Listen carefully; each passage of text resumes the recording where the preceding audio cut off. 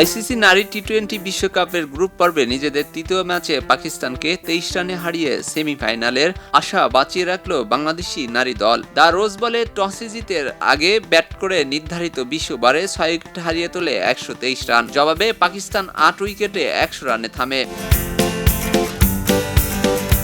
বাংলাদেশের ইনিংসের শুরুটা ভালো হয়নি। মাত্র 13 রানের মধ্যেই 3 উইকেট হারিয়ে বিপদে পড়ে যায় টাইগার্সরা। দিলারা আক্তার 5, জুরাইরা রিয়া ফেরদৌস 7 ও শারমিন আক্তার 0 দ্রুত সাজঘরে ফেরেন। সেখান থেকে টেনে তুলেন অধিনায়ক নিগার সুলতানা ও সোবাহানা মুস্তারি। নিগারের 38 বলে 5-4-এর সাহায্যে করেন 36 রান, আর সোবাহানা 19 বলে 3-4-এর করেন 22 রান। তবে শেষের দিকে ঝড়ো তোলেন স্বর্ণা আক্তার। মাত্র 22 বলে 5-4-এর মাধ্যমে অপরাজিত 39 রানের ইনিংস খেলেন। এই ইনিংস বাংলাদেশকে লড়াকু পুঁজি এনে দেয়। পাকিস্তানের পক্ষে ফাতিমা সানা 2 এবং সাদিয়া ইকবাল, তাসমিয়া রুবাব ও নাসারা সান্ধু 1টি করে উইকেট নেন।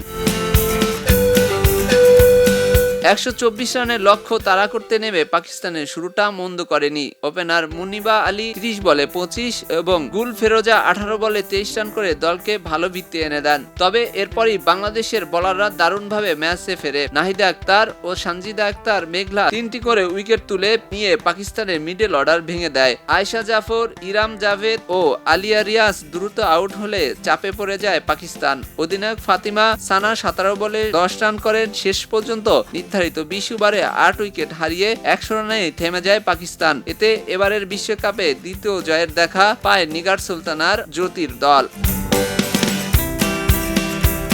এ জয়ের ফলে এ গ্রুপের 4 পয়েন্ট নিয়ে 3-এ বাংলাদেশ। সেমিফাইনালের দৌড়ে এখনো টিকে আছে জ্যোতির দল। 3 ম্যাচের সবকটি জিতে শীর্ষে থাকা অস্ট্রেলিয়া। ভারত 2 ম্যাচে 2 জয়ে আছেন দ্বিতীয় স্থানে। খবরের কাগজ, নিখাত, নির্ভীক, নিরপেক্ষ।